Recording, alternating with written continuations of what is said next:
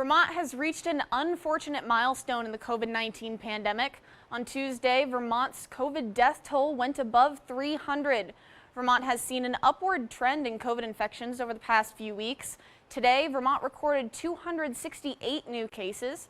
40 people are currently hospitalized, while 14 of those are in the ICU.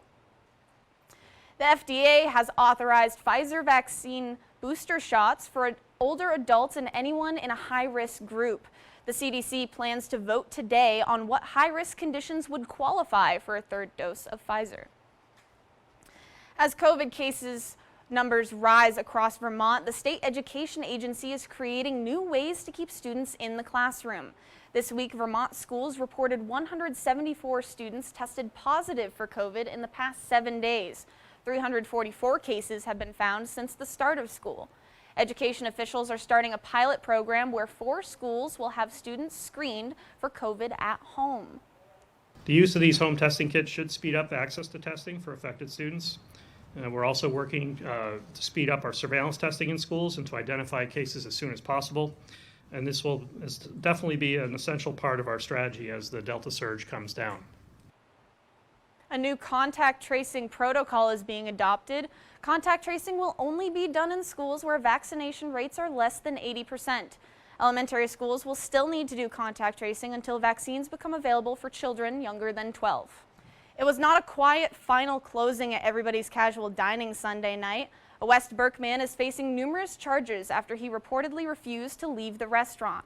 Police responded to the report of a fight at the restaurant just after 9 p.m. Witnesses said 25-year-old Robert Rohaley was asked to leave but couldn't cause a disturbance. When police asked Rohaley to leave, he became combative and police took him into custody. Rohaley faces numerous charges, including assault, resisting arrest, and trespassing. He is scheduled to appear in Caledonia Superior Court 5 days before Christmas to answer to those charges. The Miller's Run covered bridge in Lyndonville was bashed by yet another box truck yesterday. The incident happened shortly after noon. The too-tall truck was trying to get over the bridge but stopped before causing extensive damage. This is the latest in a long history of box trucks incidents on the bridge. Last summer, Lyndon installed flashing lights to emphasize the height limit. The box truck was able to back out and the bridge was reopened for traffic shortly afterwards. Vermont State Police Sergeant Matthew Terracone received 2 life-saving awards in State House ceremonies last week. The St. Johnsbury-based trooper received the Life Savings Award for his actions on July 17, 2020, when he was dispatched to the cancer center and was able to climb to the roof and prevent a suicidal woman from harming herself. He was honored for his calmness, heroism, and bravery during the situation. Terracone was also honored for saving the life of a Tunbridge woman in 2019 who was being held hostage. It was the Lyndon boys' turn to face off against the Falcons on Wednesday night. North Country got on the board early with a goal by Alex Giroux, assisted by Austin Giroux.